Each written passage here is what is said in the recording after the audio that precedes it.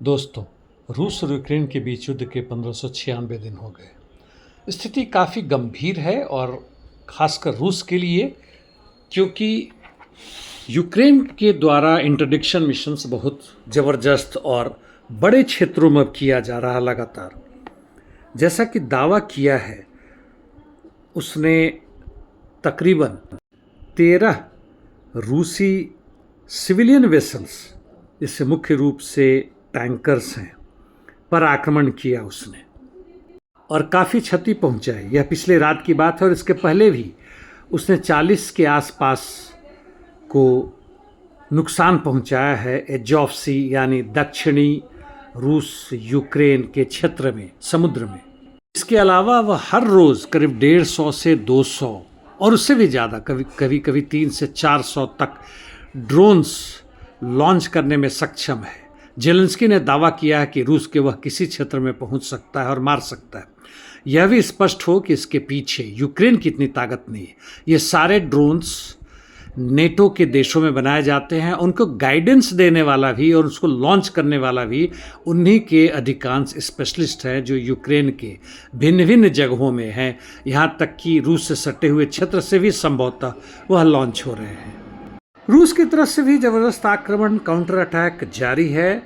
उसने करीब 140 से अधिक टारगेट हिट किया पिछले 24 घंटों में, जिसमें ओडिशा, निप्रोपेट्रोवस्क और खासकर कीव क्षेत्र है। जहाँ तक ज़मीन की बात है, सुमी में ज़बरदस्त लड़ाई जारी है। बाचेव्स्क, यूलानोवो और राइजेवका, पिसानेवका की तरफ। खार्कोव के उत्तर में भी यही स्थिति है। लड़ाई जारी है कजाच्या, लोपान और वेलिको बर्लुक की तरफ। इनकी बढ़त यानी रूसी सैनिकों की बढ़त धीमे धीमे जारी है।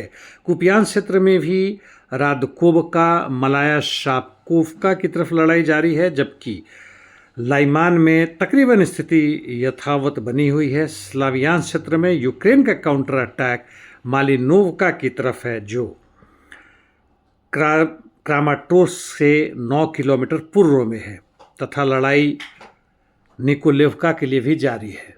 कॉन्स्टेंटिनोवका में कब्जा करने के लिए रूसी सैनिक मुख्य रूप से वहां पे कंसोलिडेशन कर रहे हैं तथा वह आगे बढ़ने की कोशिश कर रहे हैं उसके उत्तर पश्चिम, पश्चिम तथा पूर्वी दिशा में। पोक्रोवा से लेके दोब्रोपुलिया क्षेत्र में भी लड़ाई जबरदस्त जारी है।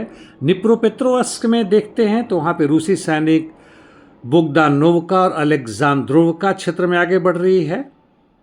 पश्चिमी जापोरिजिया क्षेत्र में अभी भी यूक्रेन का दबदबा जारी है। मध्य पूर्व की बात करें तो ईरान और अमेरिका के बीच में अभी युद्ध की संभावना फिर से खड़ी हो रही है।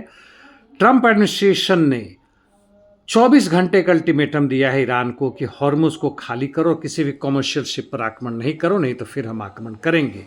और वॉल स्ट्रीट का कहना है कि ट्रंप एडमिनिस्ट्रेशन यह विश्वास कर रहा है कि अब न्यूक्लियर डील होने की संभावना तकरीबन खत्म सी हो गई है ईरान के साथ।